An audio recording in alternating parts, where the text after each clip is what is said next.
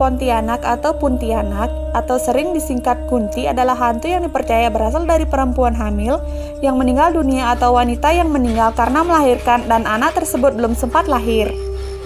Nama Puntianak merupakan singkatan dari perempuan mati beranak. Mitos ini mirip dengan mitos hantu Langswir yang terkenal di Asia Tenggara terutama di Nusantara. Mitos hantu kuntilanak sejak dahulu juga telah menjadi mitos yang umum di Malaysia setelah dibawa oleh imigran-imigran dari Nusantara. Kota Pontianak mendapat namanya karena konon Abdurrahman Al-Qadri, pendiri Kesultanan Pontianak, diganggu hantu ini ketika akan menentukan tempat pendirian istana. Umumnya, kuntilanak digambarkan sebagai wanita cantik berambut panjang dan berbaju panjang berwarna putih. Dalam cerita rakyat Melayu, sosok kuntilanak digambarkan dalam bentuk wanita cantik dengan punggung berlubang. Kuntilanak digambarkan sedang meneror penduduk kampung untuk menuntut balas. Kuntilanak sewaktu muncul selalu diiringi harum bunga Kamboja. Konon laki-laki yang tidak berhati-hati bisa dibunuh sesudah kuntilanak berubah wujud menjadi penghisap darah. Kuntilanak dikatakan sering menjelma sebagai wanita cantik yang berjalan seorang diri di jalan yang sunyi. Oleh karena itu, cerita ini kemungkinan bertujuan menghindari golongan wanita daripada diganggu oleh pemuda-pemuda yang takut akan kuntilanak ketika berjalan seorang diri di jalan yang sunyi.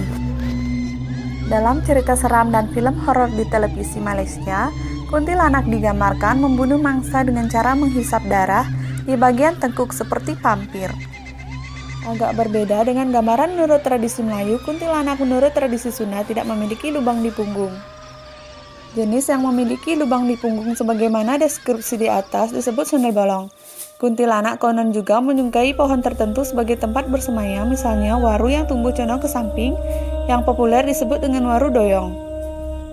Berdasarkan kepercayaan dan tradisi masyarakat Jawa, kuntilanak tidak akan mengganggu wanita hamil bila wanita tersebut selalu membawa paku, pisau, dan gunting bila bepergian kemana saja. Hal ini menyebabkan seringnya ditemui kebiasaan meletakkan gunting, jarum, dan pisau di dekat tempat tidur bayi.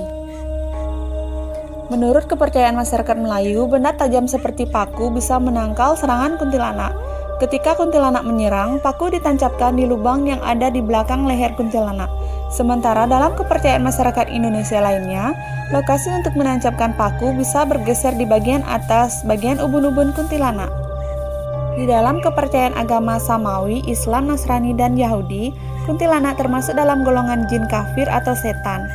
Di dalam Islam, kuntilanak termasuk golongan jin dari jenis hafab, jin yang suka mengganggu dan menakut-nakuti manusia, dan arwah, jin yang mengaku-ngaku sebagai orang yang telah tiada. Cerita asal